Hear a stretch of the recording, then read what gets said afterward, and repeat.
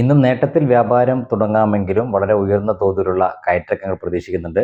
തുടർച്ചയായി 7 ദിവസം വിപണിയിൽ ഉണ്ടായിട്ടുള്ള ഒരു നിക്ഷേപ താൽപ്പര്യത്തിന് ശേഷം ഇന്നലെ വിപണിയിൽ ഒരു നഷ്ടം പ്രകടമായിരുന്നു. ഉയർന്ന നിലവാരത്തിൽ ലാഭമെടുത്തതാണ് ആ ഒരു നഷ്ടത്തിന് പ്രധാനപ്പെട്ട കാരണം. ഒട്ടുമിക്ക മേഖലകളിലും നഷ്ടം പ്രകടമായിരുന്നു. ഓട്ടോ മേഖലയിൽ ഒഴിച്ച് ബാക്കി എല്ലാ മേഖലയിലും ഈ നഷ്ടം ആവർത്തിച്ചു. ഒരു ഒരേ അവസ്ഥയിൽ പെട്ടെന്ന് തന്നെ കുറേ ഹ്രസ്വകാലത്തിനിടെ ഉണ്ടായിട്ടുള്ള ഒരു തിടുക്കത്തിലുള്ള ഒരു കയറ്റമായതുകൊണ്ട് തന്നെ ഈ ഒരു തിരുത്തൽ ഏത് സമയവും പ്രതീക്ഷിച്ചിരുന്നതാണ്.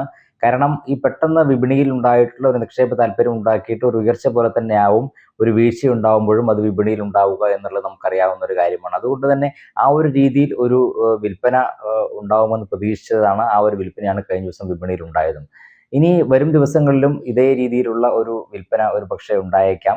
എങ്കിൽ കൂടിയും ഇനി അടുത്തൊരു നിലവാരത്തിലേക്ക് വിപണി നീങ്ങണമെങ്കിൽ ഈ ഒരു നിലവാരത്തിൽ ക്രമപ്പെട്ട് നീങ്ങേണ്ട ഒരു സാഹചര്യം ഉണ്ടാവണം. പ്രത്യേകിച്ചും മുൻനിര സൂചികയായ നിഫ്റ്റിക്ക് 23,500 എന്നുള്ള നിലവാരം, ഇന്നലെ ആ നിലവാരത്തിന് താഴെയാണ് വ്യാപാരം അവസാനിപ്പിച്ചത്.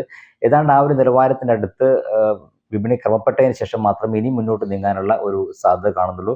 അടുത്ത 3-4 ദിവസങ്ങളിൽ ആ രീതിയിലായിരിക്കും വിപണി നീങ്ങുക. ഒപ്പം തന്നെ ആഗോള സാഹചര്യങ്ങൾ തൃപ്തികരം തന്നെയാണ്. ആഗോള സാഹചര്യങ്ങളിൽ ഉണ്ടാകുന്ന മാറ്റവും വിപണിയുടെ ഇനിയുള്ള നീക്കത്തിൽ നിർണായകമായിരിക്കും.